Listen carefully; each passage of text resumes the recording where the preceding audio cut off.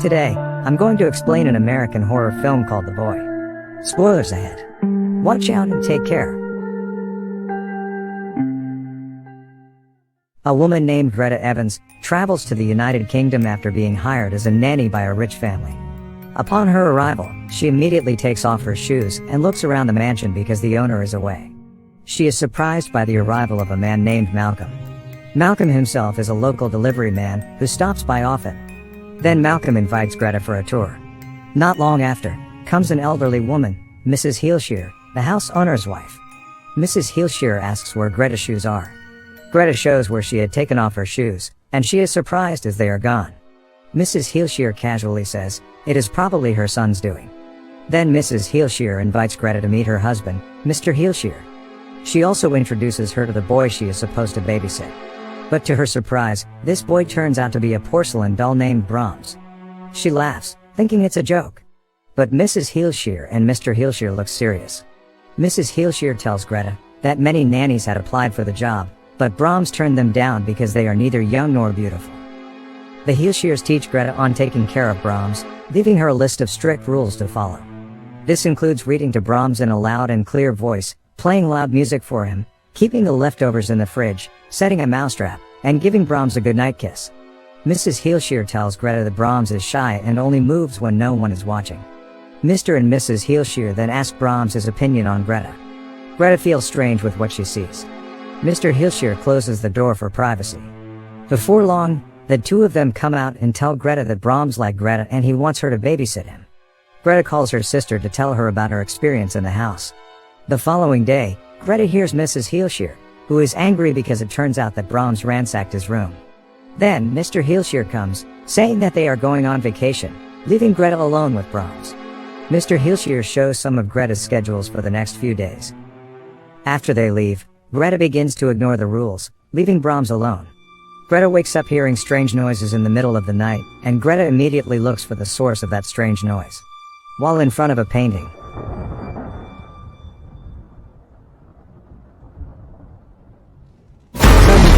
is coming right out of a wall to choke her. It turns out to be a nightmare.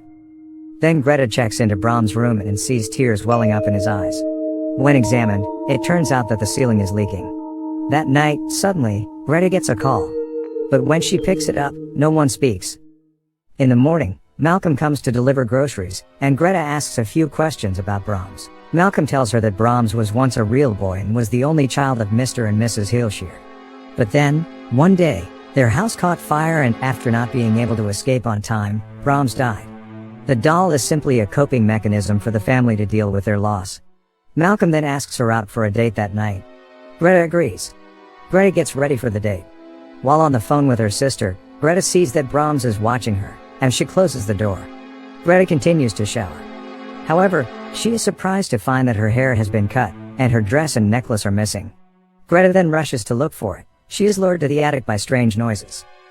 She climbs the ladder and suddenly, the attic ladder closes by itself. Greta is locked inside. Malcolm comes to pick up Greta, and Greta shouts for help, but Malcolm doesn't hear her. And he leaves instead. Greta then tries to find another way out. Then suddenly, a huge shadow appears in front of her face, shocking her. And she faints. In the morning, when Greta wakes up, she is mysteriously let out. She explains to Malcolm what happened last night. It turns out that the ladder can close and open on its own. Greta asks Malcolm about Brahms once again, and he states that there are two rumors about Brahms. There are some people in the town who feel sorry for him as they remember him being a very good boy, but on the other hand, there are others who claim that the boy was evil. Later that night, Greta calls her sister again. Her sister tells her that her abusive ex-boyfriend named Cole has been trying to find out where she is. Greta hates Cole very much. Greta suffered a miscarriage after being beaten by Cole. Greta then gets ready for bed and brushes her teeth. Just as she finishes brushing her teeth, she hears a strange noise from Brahms' room. She approaches. And Brahms' room is seen very messy with a lot of paper scattered. She straightened Brahms' head which is tilted, and suddenly the head moves by itself, but it is just another nightmare. The next day, Greta goes to Brahms' room and sees that Brahms has changed his position. He sits with her schedule beside him as if he is asking Greta to obey and do everything as scheduled. Greta, who is shocked, immediately runs to her room and tries to call her sister. Suddenly the phone rings. As Greta answers the phone, a child's voice is heard telling Greta to follow the rules. Follow the rules. Then a shadow appears under the door, and a child's voice is heard. Greta now realizes that the doll holds far more secrets than she had initially imagined. The doll is alive. Greta then opens the door and sees a tray of food filled with sandwiches that Brahms has given her.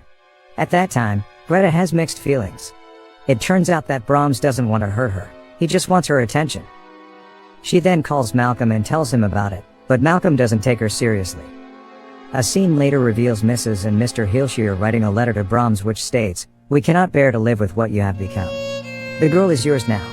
After writing this letter, both Mr. and Mrs. Heelshire stuff their coats with rocks and commit suicide. Greta, who now realizes that Brahms is only the spirit of an innocent young boy who wants to be cared for, is then starting to be nice to Brahms and do the things entrusted to her. The following day, Malcolm comes with a letter from Mrs. Heelshire and Mr. Heelshire. He also asks Greta out for a walk that evening. However, Greta now feels responsible for Brahms and refuses Malcolm's invitation. Disappointed, Malcolm leaves. Greta is then surprised by Brahms, who can move places by himself. The following day, Greta asks Malcolm to come, to show that Brahms is actually alive. At first, she fails to prove it because the doll only moves when no one is watching.